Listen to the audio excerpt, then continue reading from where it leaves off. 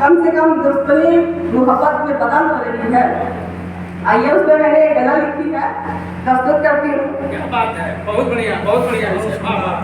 इबादत फर्ज है तुम पर, इबादत फर्ज है तुम पर, इबादत फर्ज है तुम पर, इबादत क्यों नहीं करते, इबादत फर्ज है तुम पर, इबादत क्यों नहीं करते, मोहब्बत करने वालों से मोहब्बत क्यों नहीं करते, मोहब्बत करने वालों से मोहब्बत क्यों नहीं करते।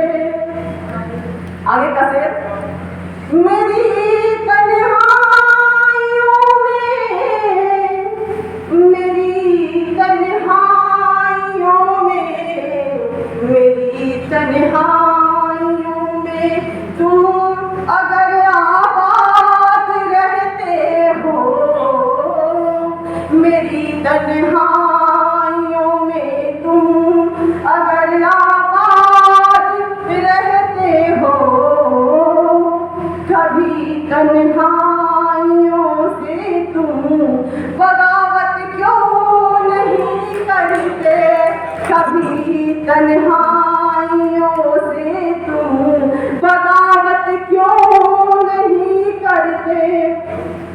और आगे के शेर, आगे का जो शेर है मेरा इंसानियत के लिए है, चाहूंगी आपका आशीर्वाद।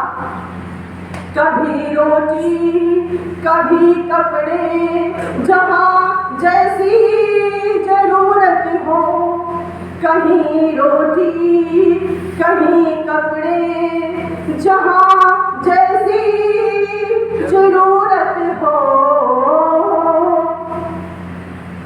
मिली है तुमको दौलत तो इबादत क्यों नहीं करते, मिली है तुमको दौलत तो इनायत क्यों नहीं करते, मोहब्बत करने वालों से मोहब्बत क्यों नहीं करते, समझदारी दिखाकर क्यों कहीं मसरूफ रहते हो, समझदारी दिखाकर क्यों कहीं कहीं मसरूफ रहते हो, तुम्हारा दिल जो बच्चा है।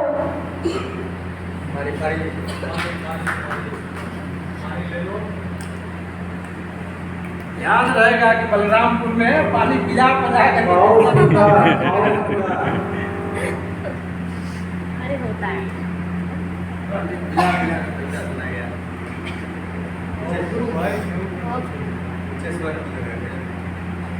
नहीं मामला जिस जात हुई। चलिए बाकी पढ़ती जज्बातों की मीठी हवा चली है, झकझोर भर तेरी यादों की झोंपड़ी रखती है, झकझोर जब तेरे यादों की झोंपड़ी रखती है, दस की सिस्कियों में हम मधुर सिमट रहे हैं, दस की सिस्कियों में हम मधुर सिमट रहे हैं, मधुरेब हम नाजुक सी कली गिरे हैं, मधुरेब हम नाजुक सी कली गिरे हैं। अब इन्हीं पंक्तियों के साथ मैं हास्य व्यक्त के कवि, रस घोलने की चीज है प्यार में, रस घोलने की चीज है, मिल गई ना बोलने की चीज है, इश्क में संदिल मिले सौभाग्य से, इश्क में संदिल मिले सौभाग्य से, अक्ल को यह खोलने की चीज है, अक्ल को यह खोलने की चीज है। दीजिए एक बार। और देखिए हमारी ये बिटिया है, यह सबसे पहले बजाई और ताली बजाई। और इतने आप सभी महानुभावों के बीच में एक हिम्मत की बात कही जाएगी कि एक बेटी आप लोगों का साथ निभा रही है और पत्रकारिता के जगत में अपना नाम लिखाए हुई है। यहीं से अपनी बात शुरू करता हूँ। इन्हीं बेटियों के लिए मुझे कहना है कि पढ़ो बेटियों, इम्तिहान सब फर्स्ट डिवीजन पास करो। पढ़ो बेटियों, इम्तिहान सब फर्स्ट डिवीजन पास करो। उज्जवल बने भविष्य तुम्हारे, इसके लिए प्रयास करो। पढ़ो बेटियों, इम्तिहान सब फर्स्ट डिवीजन पास करो। सब फर्स्ट डिवीजन पास करो, उज्जवल बने भविष्य तुम्हारे। एक गोविंद सम्मानित हो गया, मैंने कविता पढ़ा था, तुम थोड़े चले ताली बजा दीजिए। सम्मानित इम्तिहान सब फर्स्ट डिवीजन पास करो, उज्जवल बने भविष्य तुम्हारे, इसके लिए प्रयास करो। प्रतिभा पाटिल जैसे पर्दा में रहकर ही गगन छुओ। मेरा शुभकामना है आपके साथ कि प्रतिभा पाटिल जैसे पर्दा में रहकर ही गगन छुओ तुम, अर्धनग्न हो तुम छलो प्रियता में मत विश्वास करो। बनो कल्पना, चढ़ो चांद पर, दुनिया में इतिहास रचो, जगले नाम श्रद्धा से तेरे, ऐसा तुम कुछ खास करो। बड़े बड़े पद पर, बहुत धन्यवाद।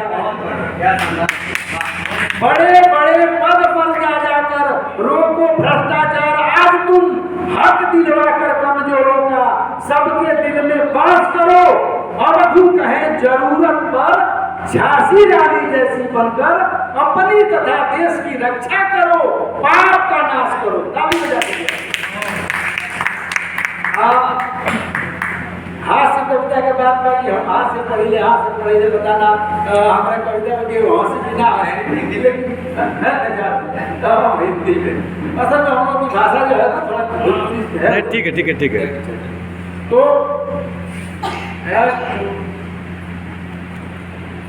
तो स्वर के धनी है और रूबी जी अभी सुना रही थी, आकाश जी गा रहे थे, लग रहा था कि वो रविंद्र जैन उतर गए हैं। और मैं जब गाता हूँ तो मुझे लगता है कि आप लोग सुनेंगे तो लगेगा, मैं कहता भी हूँ कि मैं लपेट कर नहीं बोलता, पक्की बात बताता हूँ। गर्दभ जैसा स्वर है मेरा, हेको गाता। मैं जब तक हूँ फुसुर जो बात करेंगे बच जाएंगे। कारण है ऐसा गर्दभ स्वर दूजा कहीं नहीं पाएंगे।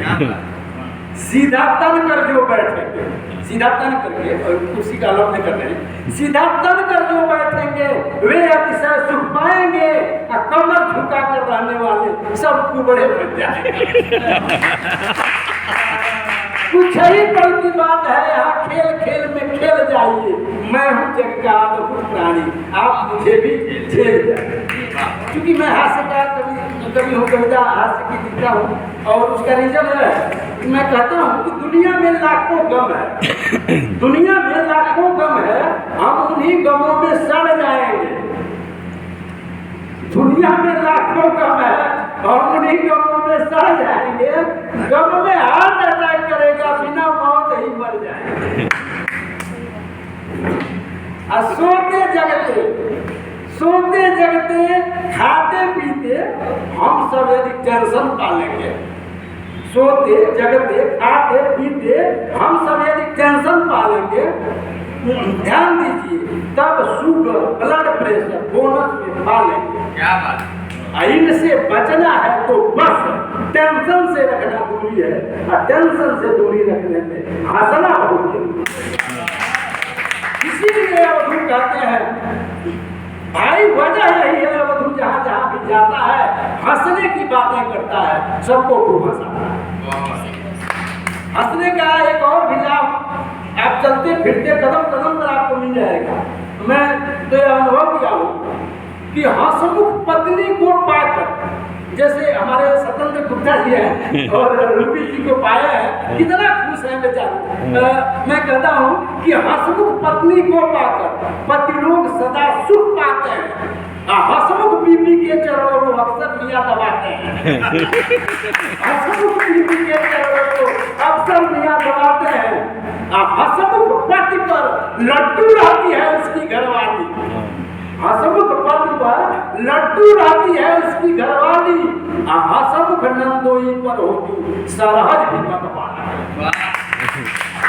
हंसी मजाक शादियां भी हंसमुख जीजा से करती हैं। उनका फोटो खींच खींच कर मोबाइल में भरती है। देवर है मनहूस अगर तो भाभी रखती दूरी। देवर है मनहूस अगर तो भाभी रखती दूरी। हंसमुख है तो उसे खिलाती भौजी हलवा पूरी। हंसमुख समधी समधिन को अपने तरफ ले जाते हैं। समधियान में कई कई दिन तक हचड़ हचड़ कर खाते हैं। इसीलिए अवधूत कहते हैं कुआरों को समझा हचड़ हचड़ कर खाते हैं। इसीलिए अवधूत कहते हैं हंसिए सदा ठठाकर लाल भभूका रहिए हरदम दूध मलाई खाकर। अगर आदेश हो तो मैं एक कविता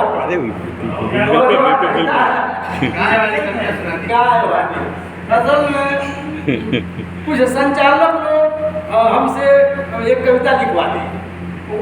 हुआ है कि मैं हास्य क्या कभी भी मुझको बुलाते थे तो मेरे ऊपर एक कटाक्ष करते थे। और कटाक्ष कहते थे कि अवधूत जी की शादी नहीं हो रही थी। पता नहीं वो कब के जाकर के देखे थे, अब तो याद नहीं है। तो कहते थे कि अवधूत जी की शादी नहीं हो रही थी। इनके पिताजी के पास कोई दखदारू जाता था, टिकता नहीं था और शादी नहीं हो रही थी। एक जयठ दखनारू आया और एक लड़की वाले का बाप जा करके और उनके कहने के हिसाब से मेरे पिताजी के चरणों में अपनी पगड़ी उन्होंने रख दी और उन्होंने कहा कि मेरी बेटी से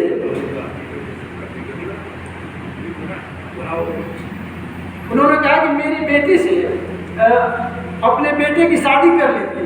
वो बेटी के पिताजी ने मेरे पिताजी से कहा तो उन लोगों कटाक्ष करने वालों के तरफ कि मेरी बेटी से अपने बेटे की शादी कर लीजिए क्योंकि मेरी बेटी एकदम गाय है। मेरी बेटी एकदम गाय है। तो उन लोगों के कहने के हिसाब से मेरे पिताजी कहते हैं कि जब जाइए शादी पक्की हो। तो ये लोग ये कहे बेटिया ने कहा कि कोई दहेज वहेज बताइए। तो इन्होंने कहा कि नहीं दहेज की कोई बातें नहीं है। आप क्या प्रमाण दिला रहे हैं ना कि आपकी बेटी गाय है। तो बेटिया ने कहा कि मेरी बेटी एकदम गाय है। तो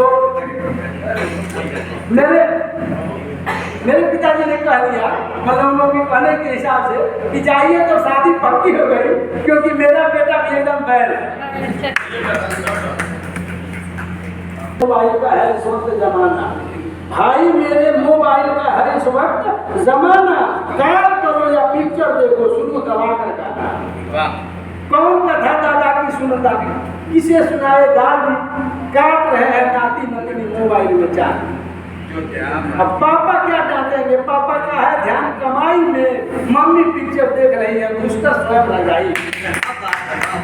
अब फ्री कराकर मोबाइल पाकर सुविधा भर बेटा, बॉयफ्रेंड में बेटी अटकी गर्लफ्रेंड में बेटा। फेसबुक पर फ्रेंडों से वे जुड़कर परमानेंट, पढ़ना लिखना कर जमकर है लिख रहे कमेंट। नंगी तस्वीरों के चलते सबका मन रंगीन हो गया, लेकिन अब रुपया समाज पर शिष्टाचार भी हो गया। गुरु जी मुझे एक कविता सुनाते। गुरु जी धीरे धीरे एक कविता सुनाइए, थोड़ा और थोड़ा सुन लीजिए। एक बार आप जोरदार ताली बजाइए। मेरे पिताजी कह दिए कि जाइए तो शादी पक्की हो गई क्योंकि मेरा भी बेटा एकदम बैल है। तो इसी के जवाब में मैंने एक कविता लिखी और उस कविता में मैं माना हूँ कि मेरे पिताजी मुझे बैल कहे, लेकिन कहाँ कहे हैं उसका जगह क्या है, कविता सुनिए। मैंने लिखा कि जहाँ देखिए वही मिलावट, असल दूध की चाय कहाँ है। क्या बात? जहाँ देखिए वही मिलावट, असल दूध की चाय कहाँ है। 2 नंबर के इस युग में अब नंबर 1 की आय कहाँ है।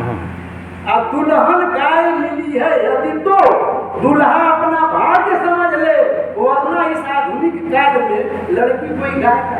मैंने कविता लिखी कि पापा से जब कहे ससुर जी, मेरे पिताजी से मेरे ससुर जी कहे, पापा से जब कहे ससुर जी बेटी गाय हमारी है, मेरे मन में लड्डू फूटे तब वह आए हमारी है।